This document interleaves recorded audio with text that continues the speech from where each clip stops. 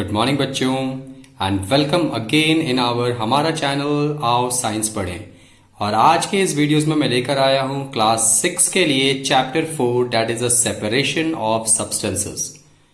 तो जैसा कि मैं हमेशा बोलते आया हूं कि आप अपना कॉपी एंड पेन निकाल लीजिए, take out the copies and pen and start making the notes and start writing. क्योंकि बिना कॉपीज एंड पेन का अगर आप ये वीडियोस देख रहे हैं तो ये वीडियोस आपके कोई काम का नहीं है। हमारे इस चैनल्स में हम लोग हमेशा साइंस के उन कंसेप्ट्स के ऊपर बात करते हैं जो क्लासरूम्स में बच्चे ऐसा समझते हैं कि वो उन्हें नहीं समझ में आ रहा। इसलिए बहुत ध्यान से अपने अगल बगल के सारे डिस्टर्बेंसेस को बंद करके सारा ध्यान इस वीडियोस पे लगाइए, क्योंकि ये वीडियोस बहुत ही इंपॉर्टेंट होने वाला है आपके लिए। तो बिना कोई टाइम वेस्ट किए हम लोग स्टार्ट करते हैं section A, that is the fill in the blanks. The first question is housewives sometimes use the method of dash to remove the unwanted substances from the eatables like rice and pulses। बच्चों, जो housewife जो घर में ladies रहती हैं वो क्या करती हैं कि अगर चावल और दाल में कुछ अनवांटेड चीज आ जाए, अनवांटेड मतलब कंकड़ पत्थर कुछ ऐसी चीजें आ जाए जो हम नहीं कंज्यूम करते हैं, जिसको खाने में हम नहीं खा सकते, तो उनको वो कैसे अलग करते हैं। बच्चों, उनको अलग करने का जो तरीका होता है that is a hand picking. आपने अपने घरों में भी देखा होगा कि आपकी मम्मी जो आपके चावल में से कंकड़ निकालती हैं, हम लोग बोलते हैं चावल चुन रहे हैं। एग्जैक्टली में बताइए कि चावल चुन रहे हैं या कंकड़ चुन रहे हैं। They are just picking the pebbles from the rice. तो हाउसवाइफ्स क्या करती है, अनवांटेड चीजों को रिमूव करने के लिए, हटाने के लिए कौन सा मेथड यूज करती है? Hand picking. हाथ से उठा उठाकर मूव करना, उसी को हम हैंड पिकिंग बोलते हैं। Question number 2. Common salt is prepared on a large scale through the process of evaporation। बच्चों, कॉमन सॉल्ट वही सॉल्ट नमक जो होता है जो आपके घरों में आप यूज करते हैं, अगर बहुत बड़े स्केल में बनाया जाए, स्केल कहने का मतलब बहुत बड़ी जगह पे, बहुत बड़े पैमाने पे, तो इसका हम कौन से प्रोसेस का यूज करेंगे? That is called the evaporation. ठीक है, इवापोरेशन में क्या होता है कि समुद्र के पानी को एक जगह इकट्ठा कर लिया जाता है, क्योंकि आपको मालूम है कि नमक जो होता है वो समुद्र के पानी से बनाया जाता है, सी के वाटर से बनाया जाता है।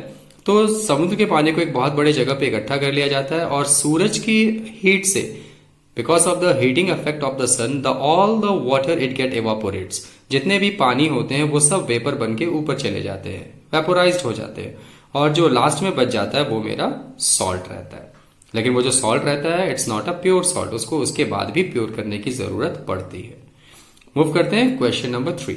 Separation of the tea leaves from the T is done by a process called filtration. बच्चों ध्यान देना, आपके घर में अगर आपकी मम्मी चाय बनाती हैं आपके पापा के लिए या किसी गेस्ट के लिए, तो उसमें से चाय में से जो चाय पत्ती, टी लीव्स, चाय पत्ती है ना, टी लीव्स को चाय पत्ती कहते हैं। तो चाय पत्ती को जब हटाया जाता है, सेपरेट किया जाता है, तो आपने देखा होगा एक चाय छननी का यूज करते हैं, और ये जो प्रोसेस है जिससे उस चाय पत्ती को चाय से अलग किया जाता है, उस प्रोसेस का नाम है फिल्ट्रेशन। मतलब फिल्ट्रेशन एक प्रोसेस है जिसमें इनसॉल्युबल चीजों को सॉल्युबल लिक्विड से हम अलग करते हैं। तो याद रखना है, चाय पत्ती को चाय से निकालना है तो कौन सा प्रोसेस यूज होता है? फिल्ट्रेशन। आगे बढ़ते हैं। The process of dash can be use to increase the rate of sedimentation of the suspended particles in a solid liquid mixture. ध्यान देना बच्चों, द प्रोसेस ऑफ लोडिंग, यहां पर एक नाम मैंने यूज किया लोडिंग। तो लोडिंग प्रोसेस का यूज करते हैं रेट ऑफ सेडिमेंटेशन को बढ़ाने के लिए, increase the rate of sedimentation. बच्चों, अब ये लोडिंग क्या है? जैसे आपको मालूम, आप जानते होंगे कि अगर कोई पानी मटमैला हो जाता है, मटमैला मतलब जिसमें मिट्टी कुछ आ जाते हैं, it contains the muddy water we can say. तो आप अगर उस पानी को क्लास में लोगे तो आपको लगेगा कि पूरा ब्राउन ब्राउन कलर का पानी आ गया है। इसका मतलब वो ब्राउन कलर इसलिए आ गया है पूरे पानी में कि वो पूरे पानी में सस्पेंडेड है। सस्पेंडेड का मतलब होता है तैरता हुआ, मतलब जो मड पार्टिकल्स है they all get suspended in the air. कुछ मड पार्टिकल सस्पेंडेड क्यों होते हैं बच्चों, तैरते हुए क्यों रहते हैं? क्योंकि वो पानी से हल्के होते हैं और इसके चलते वो लगते हैं कि पानी में तैर रहे हैं। अब कोई चीज हल्का है तो पानी के ऊपर तैर रहा है, पानी में तैर रहा है। हम चाहते हैं कि वो एक बार नीचे बैठ जाए तो ऊपर का पूरा पानी साफ हो जाएगा और हम उसको छानकर अलग कर लेंगे। बस ये जो नीचे बैठाने का प्रोसेस है इसी को हम कहते हैं सेडिमेंटेशन। नीचे बैठाने के लिए हम जिस प्रोसेस का यूज करते हैं उसको भारी करना होगा, क्योंकि हल्का पार्टिकल था। हल्के पार्टिकल्स को भारी करने का जो काम है उसी को हम लोडिंग बोलते हैं। तो लोडिंग होने से क्या होता है, वो जल्दी से रेट ऑफ सेडिमेंटेशन, रेट मतलब स्पीड बच्चों, जो स्पीड होता है नीचे बैठने का वो बहुत तेजी से होने लगता है। इसके लिए हम एलम का यूज करते हैं, जिसके बारे में हम आगे पढ़ेंगे। मूव करते हैं आगे की तरफ। The method use to separate the fine particles suspended in a liquid by rotating the mixture at high speed is known as centrifugation. Very important question. बच्चों फाइन पार्टिकल्स का मीनिंग समझते हैं। फाइन पार्टिकल्स का मतलब होता है महीन particles, बहुत एकदम आपको पता ही नहीं चलेगा कि उसमें क्या मिक्सअप है। सस्पेंडेड इन, सस्पेंडेड मतलब अभी मैंने ऊपर बताया तैरता हुआ, लेकिन इस बार कहां तैर रहा है, वो लिक्विड में तैर रहा है। तो अगर कोई महीन पार्टिकल्स, महीन सब्सटेंस होते हैं, बहुत ही ऐसे रहते हैं कि वो पता ना चले, अगर वो लिक्विड में रहते हैं, तो अगर उसको बहुत हाई स्पीड में, उस मिक्सचर को अगर बहुत ही हाई स्पीड में घुमाया जाए, गोल गोल करके घुमाया जाए, तो इस मेथड को हम कहते हैं सेंट्रीफ्यूगेशन। इसमें जो अंदर के जो महीन पार्टिकल्स होते हैं वो अलग हो जाते हैं। फॉर एग्जाम्पल आपके घरों में जो आपकी मम्मी बनाती हैं, बटर निकालती हैं, है ना, दूध से जो बटर निकाला जाता है, देखते हैं, वो सब प्रोसेस में मिक्सचर में उनको घुमाया जाता है। तो इस प्रोसेस का नाम क्या है, सेंट्रीफ्यूगेशन। तो जल्दी से इसका स्क्रीनशॉट ले लीजिए। ये फिल इन द ब्लैंक्स था, इसमें मैंने बहुत सारी चीजें एक्सप्लेन की, आपको ये समझ में भी आ गया होगा। चलिए अब मूव करते हैं सेक्शन बी की तरफ। Match the following. Match the following में आप हमेशा यह ध्यान देना कि जो भी आपके क्वेश्चंस होंगे उसके बगल में इसका आंसर लिखना है। Please don't make such type of designs. आप जो सांप सीढ़ी का खेल खेलते हैं ना, ऐसे घुमा घुमा के, वैसा मत खेलिए, वो अच्छा नहीं लगता। तो आपका जो भी मैचिंग होगा उसके बगल में लिखिए। तो विंड का देखो, विंड कहाँ काम आता है, विनोइंग प्रोसेस में। जो भूसे को अलग करने में, अगर किसान अपने खेतों में जो अनाज को काटता है उसमें से भूसा को अलग करने के लिए विंड के सहारे या छिलकों को अलग करने के लिए वो विनोइंग प्रोसेस का यूज करता है। Chalk powder and water. अगर आप एक ग्लास में पानी लो, उसमें चॉक पाउडर डालो, तो चॉक पाउडर आप देखोगे चुपचाप नीचे बैठ गया। ठीक है, जो नीचे बैठ गया उसको हम कहते हैं सेडिमेंटेशन। अगर वो ऊपर में तैरता हुआ कुछ आपको मिले तो समझना कि वो सस्पेंडेड चॉक पाउडर होगा। Next one, oil and water. तेल और पानी को अलग करना है बच्चों। जनरली हम मस्टर्ड ऑयल लेते हैं यहाँ, इसको अलग करना हो तो हम कौन से मेथड से कर सकते हैं, सेपरेटिंग फनल मेथड। ये सेपरेटिंग फनल आपको आपके लैब में जब आप स्कूल जाएंगे तो वहां आपको आपके टीचर्स दिखाएंगे। Separating peas from the cooked pulaos. अगर आपकी मम्मी ने घर में पुलाव बनाया और उसमें मटर के दाने डाले हैं और आपको मटर बहुत ही अच्छे लगते हैं, तो आप क्या करते हैं, अपने हाथों से चुनकर, हैंड पिकिंग, हाथ से चुनना, हैंड पिकिंग, सारे मटर को आप अलग कर सकते हैं। Next one, muslin cloth. Muslin cloth एक तरह का कपड़ा है बच्चों, जो कि किसी चीज को छानने में, पानी या लिक्विड वाली चीजों को छानने में काम आता है।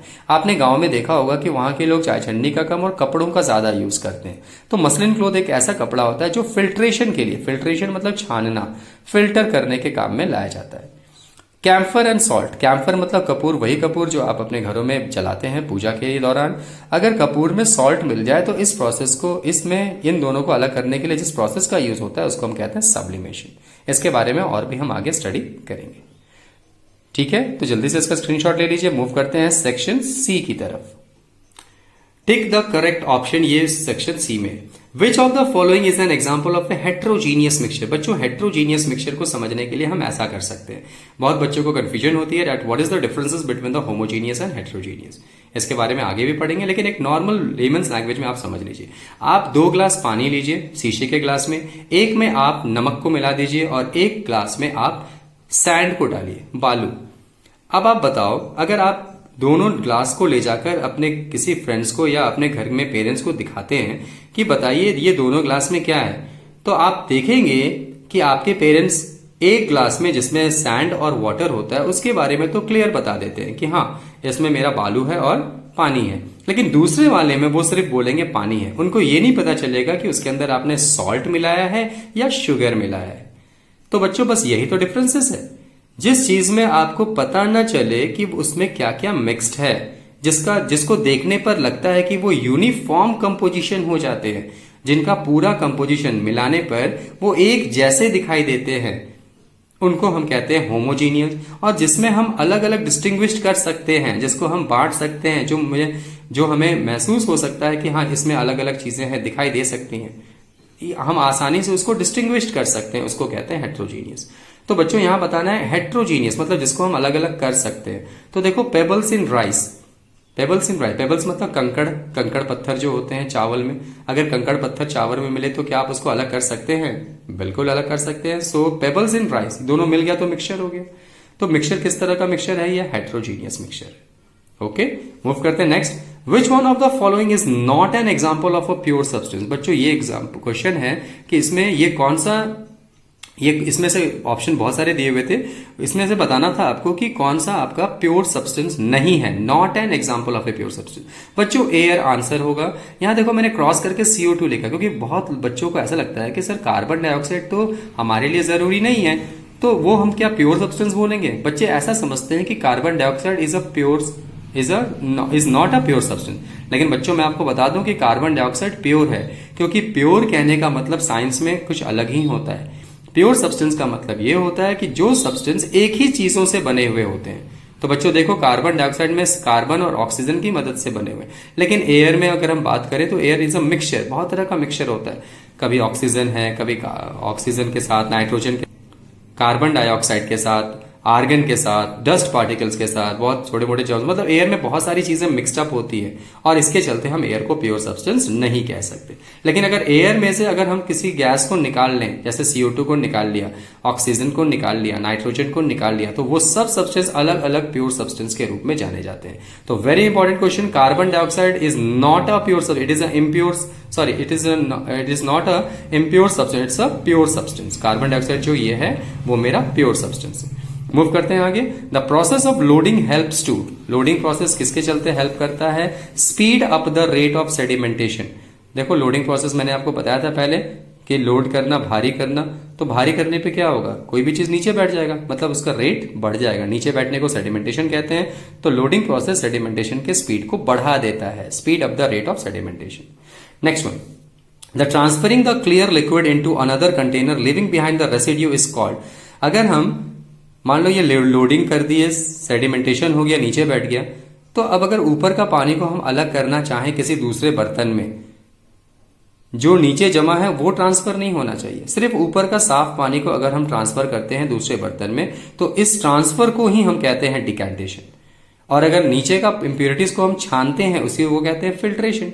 तो यहां पर बोला है transferring the clear liquid into another container, clear liquid को दूसरे कंटेनर में ट्रांसफर करना, living behind the residue, residue मतलब जो नीचे जमा था उसको डिस्टर्ब नहीं करना, उसको उसी कंटेनर में छोड़ देना है। तो इस प्रोसेस को हम कहते हैं बच्चों decantation, decantation. Next one, a substance that सब्लाइम्स easily. सब्लाइम्स का मतलब होता है बच्चों वैसा कोई भी सब्सटेंस, वैसा कोई भी सॉलिड सब्सटेंस जो डायरेक्टली गैस में चेंज हो जाता है, अपने वेपर में चेंज हो जाता है without changing into liquid. If a substance directly changes from the solid to the liquid, it is known as a sublimation process. और जो सब्सटेंस ऐसा करते हैं उनको बोला जाता है सबलाइम सब्सटेंस। आंसर है नैप्थलीन। बच्चों आप सबने नैप्थलीन देखा होगा, कपूर की गोलियां जो होती हैं, आपने देखा होगा कि आपकी मम्मी जब आपके विंटर के कपड़ों को ट्रंक में डालती हैं तो उसके साथ साथ व्हाइट ट्रंक की गोलियां डालती हैं, है ना, उसको हम नैप्थलीन बॉल्स कहते हैं बच्चों। अगर अगले साल उसको निकाला जाता है तो वो गोलियां बहुत छोटी छोटी हो जाती हैं। क्या आप मुझे कमेंट करके बता सकते हैं कि ऐसा क्यों होता है? देखते हैं कितने बच्चे कमेंट कर सकते हैं। तो नैप्थलीन बॉल्स वही होता है। ओके, आगे बढ़ते हैं, जल्दी से इसका स्क्रीनशॉट ले लीजिए और आप कमेंट करके अपना आंसर बताइए। मूव करते हैं सेक्शन डी की तरफ। सेक्शन डी में आते हैं। Answer the following questions in brief. Name any 3 methods used for separating the solid mixture. बच्चों ध्यान देना, सॉलिड को सॉलिड में मिलाया गया तब मिक्सचर ऐसा तैयार हुआ है। तो यानी दो सॉलिड को अलग अलग करना हो तो हम कौन कौन से मेथड का यूज करेंगे? तो देखो मेथड तो बहुत सारे होते हैं, लेकिन हमें यहाँ सिर्फ 3 मेथड लिखने हैं। तो मैंने आंसर में लिखा है hand picking, winnowing and magnetic separation. ये 3 मेथड्स हम सॉलिड मिक्सचर को अलग करने में काम आते हैं। इसके अलावा सब्लिमेशन यूज कर सकते हैं, विनोइंग यूज कर सकते हैं, थ्रेशिंग यूज कर सकते हैं। इन सब को भी आप इसमें लिख सकते हैं, ठीक है। लेकिन ध्यान देना कि ये 3 मेथड्स को हम लोग बहुत प्रोमिनेंटली यूज करते हैं। ओके, आगे बढ़ते हैं। What is winnowing? Give an example of a mixture whose components can be separated by this method. बच्चों देखना यहाँ 2 क्वेश्चन है, what is winnowing and the second one is the give an example of a mixture whose components can be separated by this method. So you have to write down the answer in the 2 paragraphs. So while writing the answer, you must know that what is winnowing. Winnowing क्या है ये जानने की जरूरत है। The process of separation of a lighter particles from the heavier ones by wind is called winnowing. Wind लगाना जरूरी है बच्चों। ये winnowing process समझने के लिए आपको एक ना एक बार कभी ना कभी फार्मर्स के पास जरूर जाना चाहिए, किसानों के पास। तो क्योंकि क्योंकि बच्चों किसान आपको बता सकते हैं कि विनोइंग प्रोसेस क्या होता है। विनोइंग प्रोसेस में क्या होता है बच्चों की जब अनाज को अलग कर दिया जाता है, ग्रेन्स को काट कर अलग कर लिया जाता है थ्रेशिंग प्रोसेस के बाद, तो उसके बाद उसमें बहुत सारे छिलके रहते हैं, हस्क रहता है, भूसा रहता है, उनको अलग करना पड़ता है। आपके घर में अगर कोई चावल का बोरा या दाल का पैकेट्स आता है, उसमें आप देखते हैं कि उसमें जरा सा भी भूसा नहीं रहता। अगर एक आध दो भूसा रह जाए इसका मतलब कि वो अच्छे से सेपरेट नहीं हुआ है। ठीक है, आपने देखा होगा उसमें ब्राउन ब्राउन तरह का छिलका रहता है, कभी कभी चावल में आपको नजर आ जाता है। गांव के चावल में ज्यादा नजर आएगा। ओके, अब क्या होता है कि बच्चों किसान कोशिश करते हैं कि वो सारे दाने अलग अलग हों और अच्छा दिखें। तो इसके लिए वो क्या करते हैं, एक ऊंचाई से, एक सर्टेन हाइट से उनको गिराया जाता है। जैसे मान लो यहां से उन्होंने गिराना शुरू किया, तो यहां पर जो हवाएं चल रही हैं, इस हवाओं से इसमें जो हल्के छिलके होते हैं, छिलके उड़ के यहां जमा हो जाते हैं, जिसको हम हस्क कहते हैं। क्योंकि हस्क हल्के होते हैं इसलिए उड़ सकते हैं। और जो मेरा ग्रेन्स होता है, जो दाने होते हैं चावल के दाने, वो सीधा नीचे की तरफ बैठ जाते हैं। और इसी तरह हवा की मदद से एक ऊंचाई से गिराने पर वो अलग हो जाते हैं। ठीक है, तो इसी प्रोसेस को हम विनोइंग कहते हैं। याद रखना, विंड देना जरूरी है। अब आपके मन में ऐसा भी आ रहा होगा कि सर अगर विंड ना रहे तो क्या होगा? बच्चों, विंड ना रहे तो वहां पर फैन का यूज किया जाता है। So example, the lighter husk from the heavier grains can be separated by this method. Husk कहने का मतलब छिलका या भूसा हम बोल सकते हैं। हल्का जो है वो मेरा भूसा है और जो भारी है वो मेरा ग्रेन्स है। ग्रेन्स मतलब दाने। दाने कहने का मतलब या तो चावल के दाने, दाल के दाने, ऐसा। तो उसमें जो रहेगा बच्चों वो तो उड़ने वाला होगा ना। अगर आप कभी ऊपर से नीचे गिराओ, देखते हैं ना उसमें उड़ने वाला बहुत सारा जो ये रहता है, हस्क रहता है, वो उड़ सकता है। तो बच्चों क्या किया जाता है, उसी समय जिस समय उसकी कटाई होती है, खेतों में ही पंखों को लगाकर अलग अलग जगह पे या तो टेबल फैन यूज करते हैं या स्टैंड फैन यूज करते हैं, या जो नॉर्मली हमारे नेचुरल हवा चलती है उसके सहारे ऊपर से उस ग्रेन्स को नीचे गिराया जाता है। जिससे क्या होता है, अब आप बताओ, कोई चीज अगर आप ऊपर से नीचे गिरा रहे हैं तो हल्की वाली चीज तो उड़ के चली जाएगी ना दूसरी जगह। मान लो यहां से आपने कोई चीज गिराया और इस जगह पर आप गिरा रहे हैं, तो क्या होगा, जब बीच में ऐसे हवा यहां से आ रहा है, इधर से हवा बह रहा है, सपोज दैट, तो क्या होगा, जो हल्के पार्टिकल इसके अंदर होंगे वो क्या होंगे, थोड़े दूर में जाके कलेक्ट होंगे, और जो भारी होगा वो यहीं कलेक्ट हो जाएगा।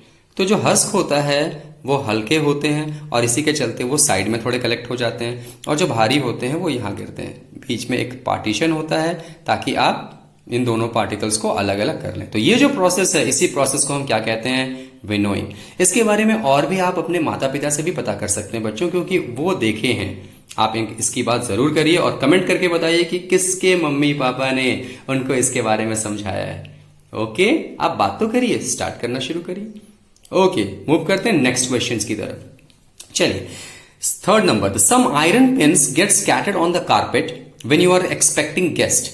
How can one collect all the pins in the shortest possible time. बच्चों ध्यान दो, मैंने क्या लिखा है। कुछ आयरन पिन्स हैं, आयरन पिन समझते हैं, जो पिन आप यूज करते हैं कभी प्रोजेक्ट्स बनाने में या अपने पेपर पिन जो यूज करते हैं, वो आपके घर में कारपेट पे गिर गए और उसी समय आपको लगा कि कोई गेस्ट आने वाले हैं। क्वेश्चन ये है कि उन पिन चूंकि आयरन पिन्स हैं इसलिए ध्यान देना है, उस पिन को उठाना हो तो कम से कम टाइम में आप कैसे उठा सकते हैं। बहुत सारे बच्चों के माइंड में होगा सर हैंड पिकिंग, हाथ से चुन के उठा ले, लेकिन मैं बोलूं अगर कि हैंड पिकिंग से भी शॉर्टेस्ट पॉसिबल टाइम में आप मूव करना चाहते हैं, हटाना चाहते हैं, तो क्या कर सकते हैं। क्योंकि ये आयरन पिन है बच्चों, तो हम सिंपल एक मैग्नेट लेंगे और उस मैग्नेट को जहां जहां वो गिरा है वहां सिर्फ घुमा देंगे। वो सारे के सारे आयरन पिन्स आपके हाथ में बिना किसी इंजरी के, बिना किसी हाथों को चोट पहुंचाए आप आराम से उसको कलेक्ट कर सकते हैं। मतलब किसका यूज करके, मैग्नेट का यूज करके, क्योंकि मैग्नेट क्या करेंगे, आयरन पिन्स को अपनी तरफ खींच लेगा। तो देखो क्या लिखा मैंने, iron pins get scattered on the carpet can be collected by using the magnet in the shortest possible time which has to ability to attract the iron pins towards it. जिसमें ये कैपेसिटी, एबिलिटी होती है बच्चों की, वो iron pin को अपनी तरफ खींच ले। Very easy question. ओके, अब मूव करते हैं क्वेश्चन नंबर 4 की तरफ। Okay, the question number 4 is name any 3 substances which sublime on heating। बच्चों, sublime का मतलब मैं बार बार समझा रहा हूं, sublime मतलब ऐसे सब्सटेंस जो डायरेक्टली सॉलिड से गैस में चेंज हो जाते हैं, बिना लिक्विड में चेंज हुए। थोड़ी सी भी अगर उसको हीट की जाए या गर्मी उसको मिले तो वो क्या होंगे, they just changes into the gas without changing into liquid. ऐसे सब्सटेंस होते हैं सबलाइम सब्सटेंस। तो बच्चों मैंने एग्जाम्पल देखो क्या लिखा है। The three substances which sublimes on heating are as follows. Camphor, कपूर जो पूजा में यूज किया जाता है। नैप्थलीन बॉल्स, वही जो आपको मैंने बताया मम्मी जो ट्रंक में रखती हैं कपड़ों में। अमोनियम क्लोराइड, अमोनियम क्लोराइड बच्चों एक केमिकल होता है जो हम आपके केमिस्ट्री लैब में आराम से मिल जाएगा। नाम बहुत जरूरी है। इसके अलावा एक और ऑप्शन से आप नाम याद रखेंगे, iodine. Very very important question, question number 4 ये आना चाहिए आपको। ये आपको 6 से लेके लास्ट टाइम तक 10, 11, 12 तक काम करेगा, इसलिए बहुत जरूरी है कि आप ये क्वेश्चन नंबर 4 को समझ लें, खास तौर से इसके एग्जाम्पल। जल्दी से मुझे कमेंट करके बताओ कि कितने लोगों को ये एग्जाम्पल्स याद हो गया है। वीडियो देखते देखते याद हो जाना चाहिए।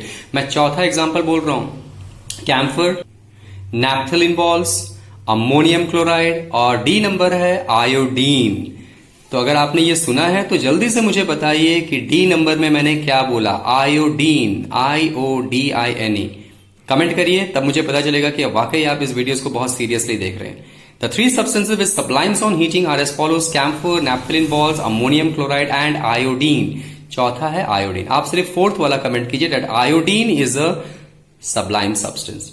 मतलब iodine get sublimes on heating. Iodine को भी अगर हम हीट करेंगे तो वो डायरेक्टली किसमें चेंज हो जाएगा, गैस में चेंज हो जाएगा। ओके, चलिए मूव करते हैं क्वेश्चन नंबर 5 की तरफ।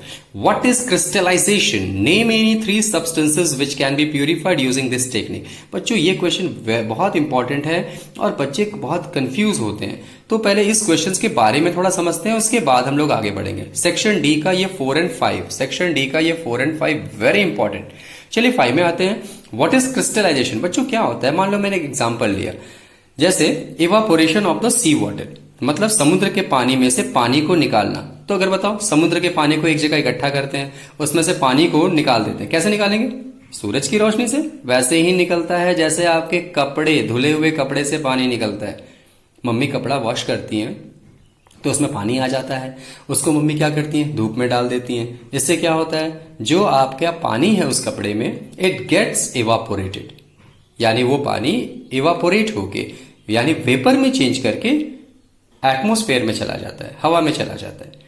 तो उसी तरह से ये भी होता है, किसमें, जब हम समुद्र के पानी को एक जगह इकट्ठा करते हैं और सन की रोशनी से, सूरज की रोशनी से वहां का जो वाटर है उसको इवापोरेट करा दिया जाता है। तो क्या लास्ट में बच जाता है? लास्ट में उसमें जो नमक डिसॉल्व होते हैं समुद्र के पानी में, वो बच जाते हैं। आपको मालूम है कि समुद्र का पानी जो होता है वो थोड़ा नमकीन होता है, तो नमक यानी सॉल्ट्स के रूप में वो प्रेजेंट रहते हैं। अब बच्चों जो वो नमक बचा, क्या वो नमक प्योर है? क्या हम डायरेक्टली उसको यूज कर सकते हैं किसी भी अपने खाने के प्रोसेस में? नहीं, बिल्कुल नहीं कर सकते। वो जो बचा समुद्र के पानी से, वो अभी भी इम्प्योर है, इट्स नॉट प्योर। अब हमारा काम रहेगा कि उस इम्प्योर सैंपल को फिर से प्योर करना और उसमें से प्योर चीज को निकालना ही क्रिस्टलाइजेशन है। इजी। तो मैंने क्या लिखा है, the process of separating a pure solid in the form of crystal. Crystal मतलब वही जैसे नमक जैसा जिस फॉर्म में रहता है उसको हम क्रिस्टल्स बोलते हैं। फ्रॉम द इम्प्योर फॉर्म मतलब इम्प्योर वाले से निकालना, of saturated solution is called the crystallisation. Saturated solution मतलब जो पानी में जो वो नमक बचा उसको फिर से पानी में डालकर इवापोरेट करके और दूसरे टेक्निक्स की मदद से इवापोरेट कराया जाता है फिर से, और जो गंदगी है उसको हटाया जाता है ताकि प्योर सैंपल मिल जाए, प्योर फॉर्म मिल जाए, और वो पैक होके आपके घर में आता है नमक के फॉर्म में, चाहे आप टाटा नमक यूज कर रहे हो या फिर कोई और नमक। ठीक है, अब ऐसा मत बोलना कि क्या आपके टूथपेस्ट में नमक है, उसके बारे में भी बात करेंगे क्लास 7 में, अभी नहीं। The 3 substances which can be purified using this technique are as follow. वो 3 सब्सटेंस कौन कौन से हैं जो प्यूरिफाइड होते हैं इस टेक्निक से? देखो मैंने क्या लिखा, purification of salt obtain from sea. समुद्र से जो सॉल्ट मिलता है उसको प्यूरिफाई करते हैं, मतलब ये जो सॉल्ट मिलता है वो इम्प्योर रहता है, इसमें से प्योर निकालते हैं। इसी प्रोसेस को तो कहते हैं क्रिस्टलाइजेशन। देखो याद हो गया, मतलब pure same, the process of obtaining the pure solid in the form of crystals from the impure form of a saturated solution is called the crystallisation. Second देखो, प्योर एलम। बच्चों ये एलम मतलब फिटकरी, वही जो पापा शेविंग के बाद लगाते हैं, तो उसको भी वो जो पापा लगा रहे हैं बच्चों वो प्योर फॉर्म है, यानी उसको भी कहीं ना कहीं से इम्प्योर सैंपल से अलग किया गया है, तभी आपके हाथों में प्योर फॉर्म पहुंचा। Blue vitriol, very important, blue vitriol. ये हमेशा क्वेश्चन आता है 7 के भैया दीदी से भी पूछो कभी कि बताओ ब्लू विट्रॉल क्या होता है, ट्राई करो तब तो मजा आएगा पढ़ाई का। ब्लू विट्रॉल बच्चों कॉपर सल्फेट होता है, कॉपर सल्फेट का ही एक अलग नाम है ब्लू विट्रॉल। तो ब्लू विट्रॉल को भी जब हम ऑब्टेन करते हैं, ये आपके केमिस्ट्री लैब में मिलेगा, ब्लू रंग का होता है, इसलिए इसको ब्लू विट्रॉल कहते हैं। फ्रॉम द इम्प्योर सैंपल, मतलब blue vitriol that is a copper sulphate. ये लिखने का मतलब मेरा सिर्फ यही था कि ब्लू विट्रॉल को किसका केमिकल नेम क्या है, that is a copper sulphate from the impure sample. जल्दी से कमेंट करिए कि ब्लू विट्रॉल का केमिकल नेम क्या है। What is the chemical name of blue vitriol? Comment the answers. It is a copper sulphate. तो मुझे उम्मीद है कि आपको क्रिस्टलाइजेशन बहुत अच्छे से समझ में आ गया होगा। अब हम लोग आगे बढ़ते हैं, that is the section E, the long answers questions. Okay, section E में देखिए, आंसर द फॉलोइंग क्वेश्चन। सबसे पहला है differentiate between a pure substance and a mixture, give 2 examples of each. देखिए, जब भी आपको डिफरेंस लिखना हो बच्चों, मैंने हमेशा आपको कहा है कि आप 2 कॉलम जरूर बना लीजिए। इससे क्या होता है कि आप साफ साफ लिख सकते हैं। लेकिन इस क्वेश्चन में 2 क्वेश्चन है, डिफरेंशिएट भी करना और 2 एग्जाम्पल देना।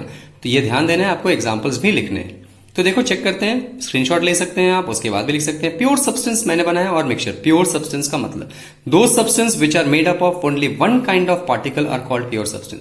वो सब्सटेंस जो एक ही तरह के पार्टिकल्स, बच्चों यहां देखना, only one kind of particle. किसी किसी किताब में सेम काइंड ऑफ पार्टिकल भी लिखा रहेगा, they both are the same. जैसे ऑक्सीजन, यानी ऑक्सीजन सिर्फ ऑक्सीजन से बना है। गोल्ड सिर्फ गोल्ड से बना है, उसको हम प्योर सब्सटेंस कहेंगे। लेकिन बात करते हैं मिक्सचर की। मिक्सचर मतलब एकदम मिला हुआ। So those substances which are made up of 2 or more than 2 substances mixed together in any proportion are called mixture. जैसे एयर आपका मिक्सचर है, आपको मैंने पहले भी आपको टिक द करेक्ट ऑप्शन में बताया था।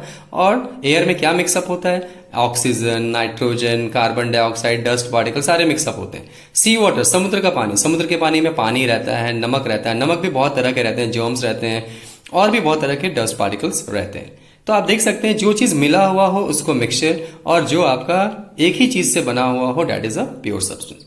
मुझे उम्मीद है कि आपको ये प्योर सब्सटेंस और मिक्सचर पहले ही समझ में आ गया। आगे बढ़ते हैं क्वेश्चन नंबर 2 की तरफ। State the difference between the heterogeneous and homogeneous mixture.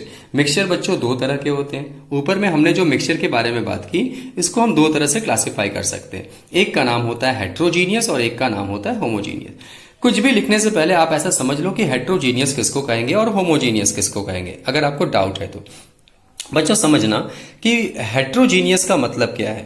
जैसे आप अगर मैं अगर आपको 2 ग्लास दे दूं, एक ग्लास, दोनों ग्लास में पानी है, एक ग्लास के अंदर आपने नमक डाला और दूसरे ग्लास के अंदर आपने बालू, सैंड को डाला। सालू जो आपका सैंड होता है उसको मालूम है। ये जो आपका सैंड एंड सॉल्ट, अगर आप दोनों को देखेंगे तो आप देखेंगे कि सॉल्ट जो होता है it get dissolves in water. On the other hand when we are talking about the sand it doesn't dissolves in the water, है ना।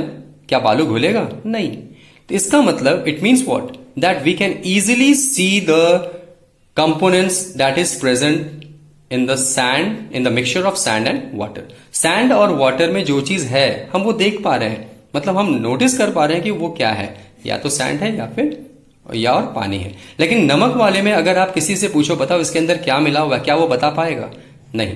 बच्चों बस यही समझना है, बच्चों जिसमें भी आपका एक जैसा कंपोजिशन हो जाए, जो आपको लगे ही नहीं कि उसमें कुछ मिला हुआ है देखने में, वो होमोजीनियस होता है। होमोजीनियस, एक जैसा।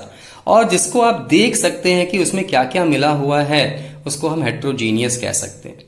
बस यही कंसेप्ट लेकर मैंने आगे लिखा हुआ है। क्या लिखा है देखो, दोस मिक्सचर। पहले मैं हेट्रोजीनियस लिख रहा हूं, बच्चे ध्यान देंगे, ऊपर का गलती नहीं होना चाहिए। हो सकता है पढ़ने के क्रम में पहले आप होमोजीनियस पढ़ते हो फिर हेट्रोजीनियस, लेकिन यहाँ क्वेश्चन में सबसे पहले हेट्रोजीनियस दिया है फिर होमोजीनियस, इसीलिए पहले हेट्रोजीनियस को लिखा उसके बाद होमोजीनियस। चेक करना है, ऊपर वाला गलत नहीं होना चाहिए। हेट्रो मतलब others, those mixture which does not have the same composition and its components. Components मतलब जिस चीज से वो मिक्सचर बना हुआ है। जैसे हेट्रोजीनियस मिक्सचर क्या से बना था, अभी जो मैंने एग्जांपल लिया, वाटर एंड सैंड। तो and are not uniformly distributed. Uniformly का मतलब क्या? यूनिफॉर्मली मतलब एक जैसा ना हो जाए, वो अलग अलग दिखे हमें, उसको हम कहते हैं यूनिफॉर्मली। तो जो नहीं दिखे, are not uniformly distributed, it is known as a heterogeneous mixture. और दूसरा, द डिफरेंट पार्ट्स और components of heterogeneous mixture can easily be distinguished. मतलब जो चीज उसमें मिलाए हैं हम, उस मिक्सचर को बनाने के लिए, वो आराम से हम उसको अलग अलग कर सकते हैं, दिखाई देता है हमें अलग अलग करना चाहें, उसको हम डिफ्रेंशिएट करना चाहें तो कर सकते हैं। मान लीजिए आपने पानी में बालू लिया, सैंड लिया, उसमें कुछ पत्ते डाल दिए, उसमें थोड़े कंकड़ डाल दिए, तो वो सारी चीजें आपको दिखाई देंगी, मतलब it forms the heterogeneous mixture. ठीक है, अब देखो एग्जांपल देखो, mixture of sand in water, दो एग्जांपल देना है, ऐसे दो एग्जांपल ध्यान देंगे। Examples, mixture of sand in water मतलब बालू और पानी को मिलाएंगे तो वो बनेगा। और बच्चों एक नया है, आयरन नेल्स इन सल्फर पाउडर। आयरन नेल्स इन सल्फर पाउडर, बच्चों आयरन नेल्स लोहे की कांटी, और सल्फर पाउडर का जो कलर होता है वो येलो होता है। ठीक है, अगर इन दोनों को मिलाएंगे, मान लो येलो कलर में येलो कलर का पाउडर हो और उसके अंदर हम लोहे की कांटी डाल दें, क्या दिखेगा? कमेंट करिए, will you able to distinguish, yes और नो? आपका अगर कमेंट होगा लिखेंगे यस आई कैन डिस्टिंग्विश, और अगर नहीं होगा तो लिखिए no I can't distinguish. Check कीजिए, सोचिए। तो अगर हम कर सकते हैं डिस्टिंग्विश, मतलब it is a heterogeneous mixture. आगे आते हैं होमोजीनियस मिक्सचर में, those mixture which has the same composition, same एक जैसा जो हो जाए throughout, and its components are uniformly distributed. बच्चों यहां था नॉट यूनिफॉर्मली डिस्ट्रीब्यूटेड, यहां है यूनिफॉर्मली, मतलब एक जैसा हो जाए, बराबर हो जाए। ठीक है, जैसे नमक और पानी, चीनी और पानी, ये सब एक जैसा हो जाता है। दूध और पानी एक जैसा हो जाता है, मतलब homogeneous. The different components of the homogeneous mixture can not be distinguish, क्या हम उसको डिस्टिंग्विश कर सकते हैं? नहीं ना, इसका मतलब उसके कंपोनेंट्स को हम डिस्टिंग्विश नहीं कर सकते।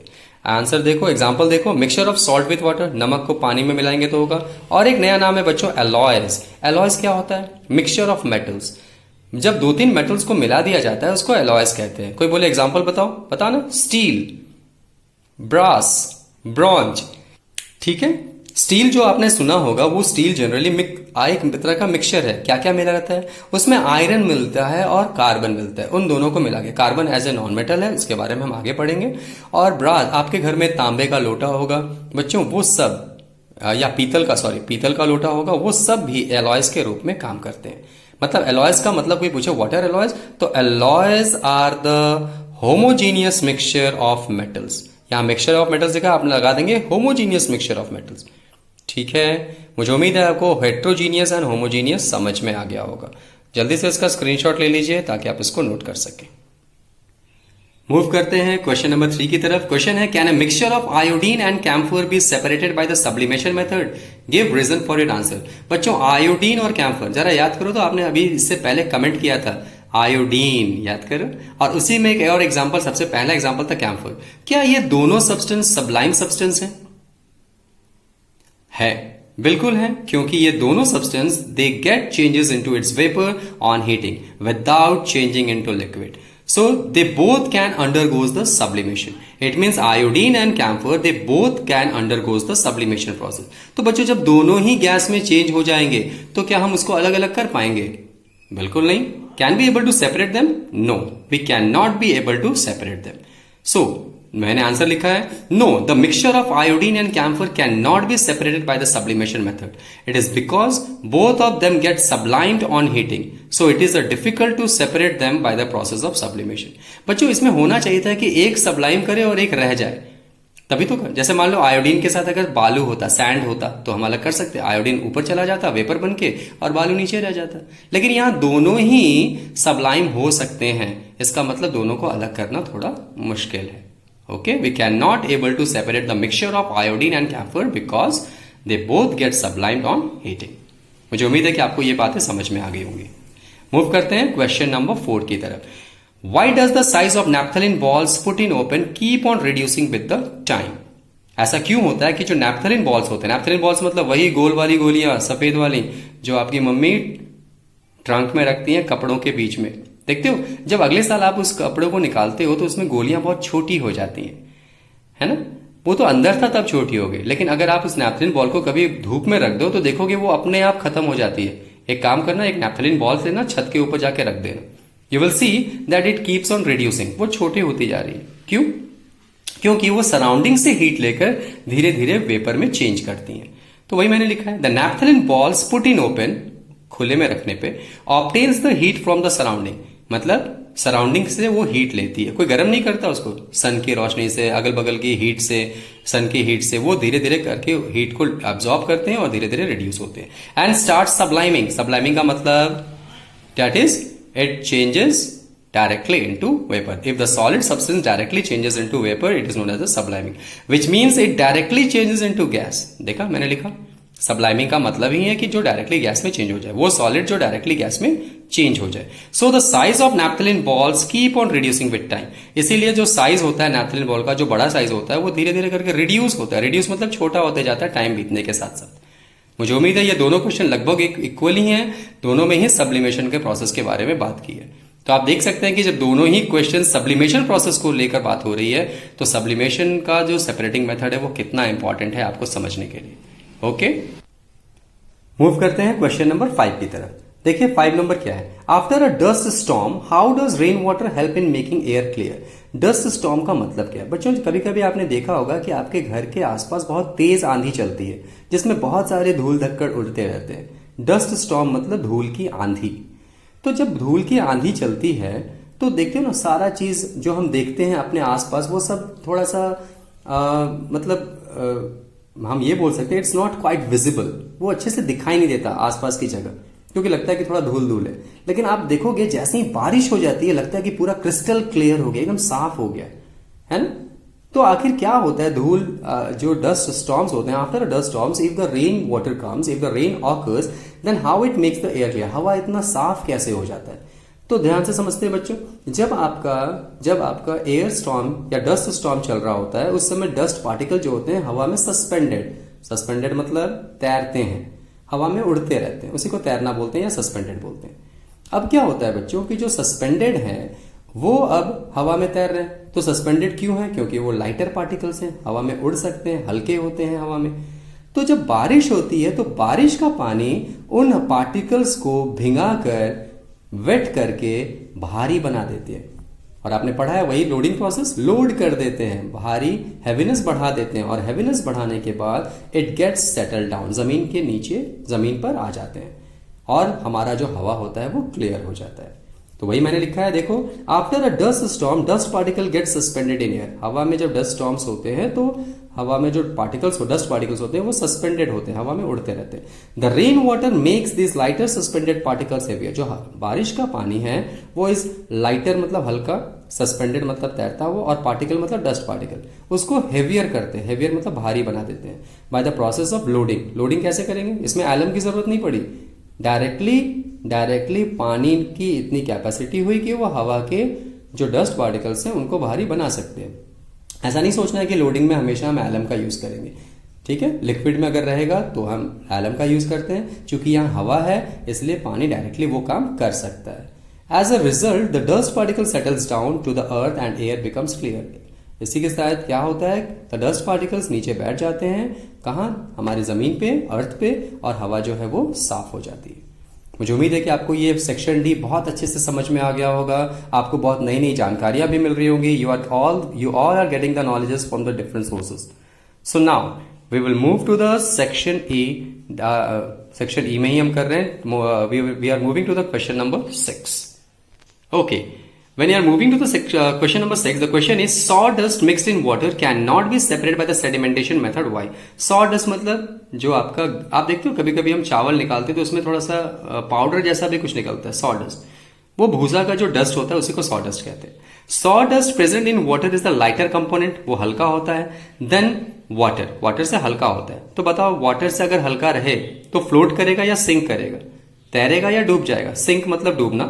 तो ये हल्का होता है इसलिए तैरता है. Do not settle down easily, so it can not be separated by the sediment. Sedimentation का मतलब क्या है? जो अपने आप नीचे बैठ जाए, है ना. लेकिन सॉडस्ट तो हल्का होता है, वो अपने आप नीचे नहीं बैठ सकता. And that's why it can not be separated by the sedimentation method. इसका वाई का रीजन यही है, because it is lighter component than the water. पानी से हल्का होता है, इसके चलते वो नीचे नहीं बैठ सकता. ओके, मूव करते हैं क्वेश्चन नंबर 7 की तरफ. देखो क्वेश्चन नंबर 7 में, the filtration method can not be use to separate the sugar and salt mixed in water. Why? याद करो बच्चों, फिल्ट्रेशन मेथड के बारे में हमने बात किया था. फिल्ट्रेशन मेथड याद करो, जो चाय बनाए थे हमने. चाय बनाते समय जो टी लीव्स होता है उसको मम्मी अलग करती हैं फिल्ट्रेशन मेथड से. तो अब क्वेश्चन है कि अगर चीनी और नमक मिल जाए पानी में तो क्या हम उसको फिल्ट्रेशन मेथड से अलग कर सकते हैं? कमेंट करिए. बिल्कुल सही सोच रहे हैं आप. एक तरफ चाय पत्ती जो उस पानी में या उस दूध में डिसॉल्व नहीं हो रही थी तो उसको अलग कर सकते थे, लेकिन अगर हम चीनी और सॉल्ट मिलाएंगे ये तो पानी में डिसॉल्व हो जाएगा, दिखेगा ही नहीं। तो क्या इसको अलग करना इतना इजी हो पाएगा फिल्ट्रेशन प्रोसेस से, चाय छन्नी से या किसी चीज से? बिल्कुल नहीं। So we can say the filtration is the process of separating the insoluble solid. मतलब अगर कोई इनसॉल्युबल सॉलिड है तो उसको अलग कर सकते हैं, जैसे मड, मिट्टी जो होता है, टी लीव्स जो हमने पढ़ा, from a liquid using a fine porous material. Porous material मतलब वही चाय छन्नी। उसके अलावा हम कपड़ा का भी यूज कर सकते हैं, मसलिन क्लॉथ, है ना। The sugar and salt mixed in water get soluble in it and hence can not be separated by filtration method. बच्चों जो शुगर एंड सॉल्ट है वो क्या होता है कि पानी में मिक्सड अप हो जाता है। मैंने लिखा था sugar and salt mixed in water get soluble in it and hence can not be separated by filtration method. Filtration method सिर्फ और सिर्फ इनसॉल्युबल सॉलिड को अलग करने में काम आता है, ना कि सॉल्युबल सॉलिड में। So answer is the sugar and salt it get mixed in water, it gate soluble in water and hence it can not be used, it can not be separated by the using of filtration method. Is it clear all of you? मुझे उम्मीद है कि आपको question number 7 समझ में आ गया होगा। अब मूव करते हैं क्वेश्चन नंबर 8 की तरफ। क्वेश्चन नंबर 8 की तरफ बात करते हैं। Discuss the method of centrifugation using N appropriate example. तो बच्चों सेंट्रीफ्यूगेशन मैंने आपको पहले ही बता दिया था। घर में बटर को निकालना, मक्खन निकालना दूध से या क्रीम से, उसी को हम सेंट्रीफ्यूगेशन कहते हैं। और इसमें होता क्या ये समझते हैं। अब हम इसको डिस्कस करते हैं एग्जाम्पल के साथ। Centrifugation is the method use to separate the fine particle, fine मतलब महीन particle, suspended in a liquid by rotating the mixture at high speed. बच्चों ये लाइन जरूर लिखना, rotating the mixture at high speed. अगर हम उसको नहीं हाई स्पीड में घुमाएंगे उस मिक्सचर को तो उसमें से नहीं निकलेगा, ठीक है। सेंट्रीफ्यूगेशन प्रोसेस आप अपने घरों में वॉशिंग मशीन में भी देख सकते हैं। वॉशिंग मशीन में क्या होता है आपने देखो, वॉशिंग मशीन में क्या होता है, आप उस पानी लेते हैं, उसमें कपड़े डालते हैं और कपड़े में जो गंदगी है, जो डस्ट है, जो डर्ट पार्टिकल्स हैं, दे गेट सेटल डाउन। कपड़ों से निकलने के बाद वो नीचे चले जाते हैं। आपने देखा होगा ना, नीचे में एक आउटलेट होता है जहां पर मम्मी उसको ड्रेन करके बाहर निकालती हैं, ठीक है। और वॉशिंग मशीन क्या करता है, घुमाता है, रोटेट करता है, उससे वो बाहर निकल जाए। मतलब जो हेवियर पार्टिकल होते हैं वो नीचे बैठ जाते हैं और कपड़े हल्के होते हैं इसलिए वो ऊपर ही रहते हैं। समझ में आ रहा है? यही काम आपके डेयरी फार्म में भी होता है जहां पर दूध का निकाला जाता है, ठीक है। तो देखते हैं घरों में आप मक्खन निकालते हैं, यही काम करते हैं। चेक करते हैं क्या हो सकता है। तो in the fine particle suspended in liquid, ये लिक्विड में ही होगा, सॉलिड में नहीं, लिक्विड्स में। By rotating the mixture at high speed with the help of machine called centrifuge. जिस मशीन का यूज किया था उसको हम सेंट्रीफ्यूज बोलते हैं। During this process the heavier particles tends to settle down. इस प्रोसेस में क्या होगा, जो भारी पार्टिकल हो गए वो नीचे बैठ जाएंगे और the bottom of the container and lighter particles stay at the top. जो हल्के होते हैं वो ऊपर की तरफ रहते हैं। एग्जाम्पल देखिए, separating the butter from the cream, butter being lighter floats at the top and cream tends to settle down. अगर हम बटर को क्रीम से निकालें तो बटर जो हल्का होता है इसलिए वो ऊपर की तरफ फ्लोट करता है और क्रीम जो होता है वो नीचे की तरफ। आपकी मम्मी घर में बनाती होंगी, आप वहां भी देख सकते हैं। मतलब वो सेंट्रीफ्यूगेशन प्रोसेस है। तो बच्चों मुझे उम्मीद है कि ये पूरा चैप्टर्स का क्वेश्चन आंसर्स आपको बहुत अच्छे से समझ में आ गया होगा। आप बताएं जितने भी क्वेश्चंस मैंने पूछे हैं उन क्वेश्चंस को जरूर आंसर करें कि हाँ आप ये बात समझ पा रहे हैं या नहीं, ताकि मुझे भी पता चले कि मेरे वीडियोस का आपके पास फायदा हो रहा है या नहीं। तो बच्चों पढ़ाई करते रहिए, stay safe and stay at home. जब तक कि आपका इस कोरोना वायरस पर हम विजय ना हो जाएं तब तक आप अपने घर में रहिए, सुरक्षित रहिए और पढ़ाई करते रहिए, क्योंकि पढ़ाई से ही आप आने वाले टाइम में और भी चुनौतियों का सामना करने के लिए तैयार हो सकते हैं। So keep learning, all the very best. Thank you.